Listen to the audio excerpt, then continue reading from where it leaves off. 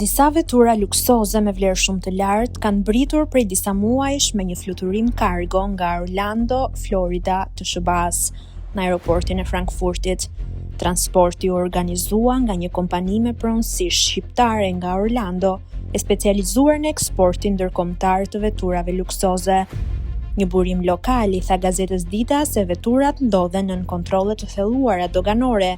Sipas autoriteteve janë nisur verifikime të detajuara për shkak të disa paqartësive në dokumentacionin e importit.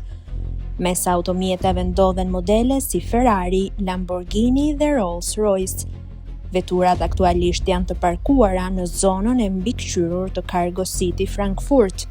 Kompania shqiptare, sipas deklaratave të saj, po bashkëpunon ngushtë me autoritetet gjermane dhe thekson se të gjitha dokumentet janë përgatitur sipas standardeve ndërkombëtare. Autoritetet theksojnë se kontrollet duhen bërë për automjete me vlerë të lartë. Sipas informacioneve të fundit, kontrollet ndodhen tashmë në fazën përfundimtare dhe një vendim përfundimtar do merret së shpejti.